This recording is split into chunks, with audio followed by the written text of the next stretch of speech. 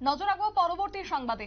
বিপদে রয়েছেন রাহুল গান্ধী এবং সংসদের আজকের এই ঘটনায় রীতিমতো তার বিরুদ্ধে এফআইআর দায়ের করা হয়েছে এবং সেই ছবি আপনাদেরকে দেখাচ্ছি। আজকে সকালে সংসদের বাইরে বা সংসদ চত্বরে যে বিষয় সংঘটিত হয়েছে সেই জায়গা থেকে আমরা এও খবর পাচ্ছি সংসদের সিসিটিভির ফুটেজ দেখা হচ্ছে বলে, যেটা সূত্রের খবর।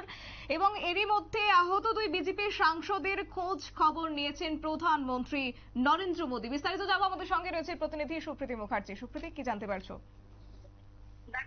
আজকে রাহুল গান্ধীর ধাক্কাতেই আহত হয়েছেন দলের দুই সাংসদ। বিজেপির সাংসদ আহত এবং তার মাথা ফেটে যাওয়ার ছবিও ইতিমধ্যেই আমরা দেখতে পেয়েছি, তাও কার্যকরপক্ষে ভাইরাল। তবে এই মুহূর্তে দাঁড়িয়ে সেই জায়গাতে এই যে অভিযোগ বিরোধী দলনেতার বিরুদ্ধে, ইতিমধ্যে এই অভিযোগের ভিত্তিতে বিজেপি এফআইআর দায়ের করেছে।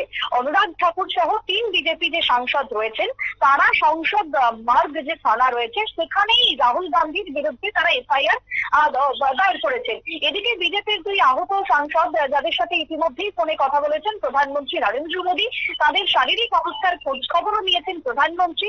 ইতিমধ্যে আমরা সংসদ চত্বরে বৃহস্পতিবার দেখেছি যে একেবারে বেনজির কাণ্ড, হাতাহাতিতে জড়িয়ে পড়লেন কংগ্রেস এবং তার সাথে বিজেপির সাংসদরা।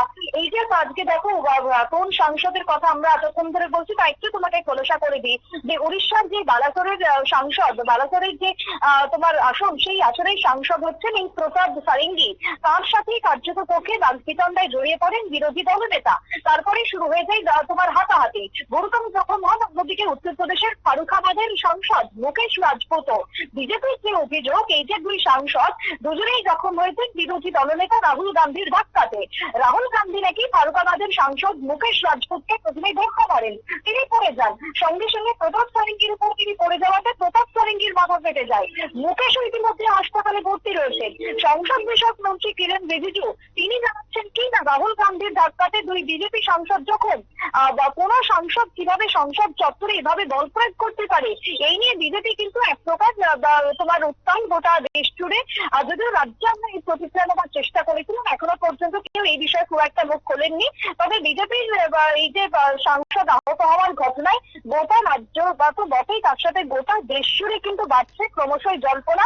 সংসদে তোমার এই যে হামলা এবং দুই বিজেপি সাংসদের মাথা ফেটে যাওয়াকে কেন্দ্র করে কার্যকরপক্ষে চাঞ্চল্য এখন এই মুহূর্তে দেশ জুড়ে এবং সকলের নজর হচ্ছে দিল্লির দিকে।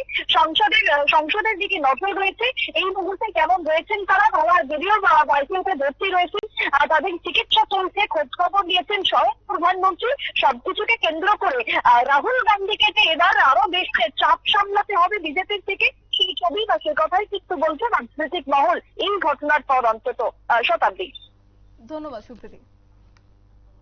আমাদের সঙ্গে ছিল প্রতিনিধি সুপ্রীতি মুখার্জি। এবং সকাল থেকে উত্তাল হয়েছে সংসদ চত্বর এবং রাহুল গান্ধী ধাক্কা দিয়েছেন বিজেপি সাংসদকে, এমনটাই অভিযোগ তার বিরুদ্ধে এবং ইতিমধ্যে এফআইআর দায়ের করা হয়েছে।